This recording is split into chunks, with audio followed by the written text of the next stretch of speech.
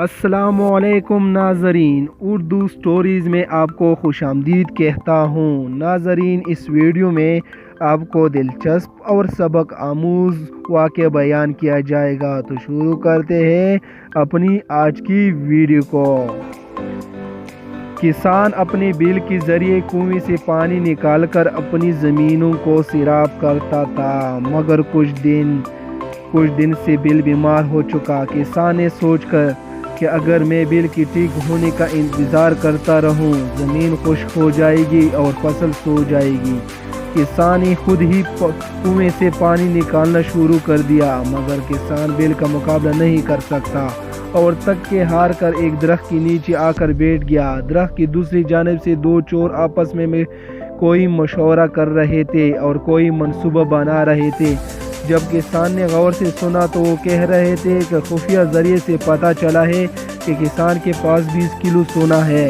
کسان اور اس کی بیوی رات 9 بجے سو جاتی ہے۔ ہم 9 بجے کے بعد کسان کے گھر جائیں گے اور 20 کلو سونا چرا لیں گے۔ کسان چوروں کے اس منصوبے پر مسکرایا اور دل میں سوچا کہ ضرور ان کو کوئی غلط فہمی ہوئی ہو۔ کسان نے چپکے سے اپنی جگہ سے اٹھا اور اپنے گھر روانہ ہوا۔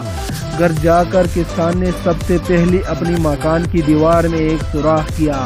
پھر کسان نے اپنی بیوی سے کہا، آج کھانا 8 بجے کی بجائے 9 بجے لگانا۔ جب رات 9 بج گئے تو کسان نے اپنی بیوی سے کہا، کھانا لے آؤ۔ کچھ دیر بعد چور کسان کے گھر میں داخل ہوئے تو وہ یہ دیکھ کر حیران ہوئے کہ کسان تو ابھی جاگ رہا ہے۔ چوروں نے سوراخ سے جھانک کر دیکھا کہ کسان اور اس کی بیوی کھانا کھا رہے ہیں۔ کسان نے زور زور سے اپنی بیوی سے کہنا شروع کیا، سنا ہے آج کل بہت چوریاں ہو رہی ہے۔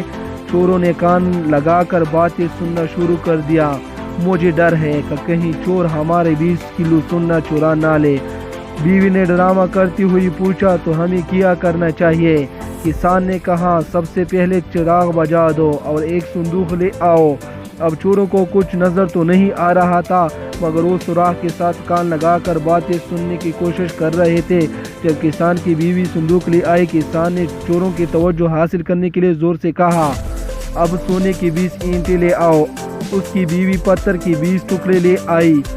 کسان نے بیوی سے کہا کہ سونے کے 1 اینٹ 1 کلو ہے۔ یہ کہہ کر دونوں ایک ایک کر کے پوری 20 پتھر کے ٹکڑے صندوق میں رکھنے لگے۔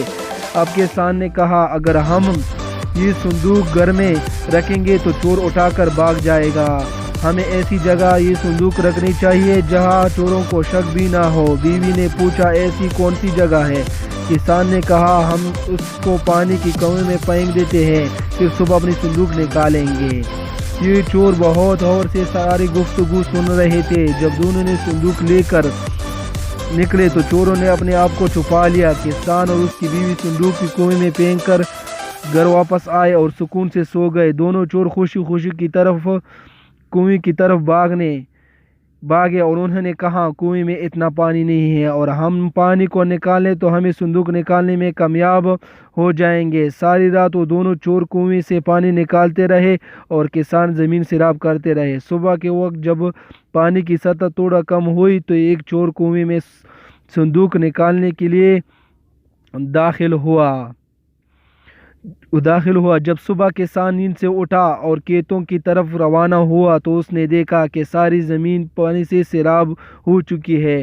دونوں چور صندوق سے پتھر نکال کر ہوشے سے کنویں میں پھینک رہے ہیں۔ کسان نے مسکرا کر چوروں سے کہا، آج تو تم نے پانی نکالنے میں میرے بیل کو بھی مات دے دی۔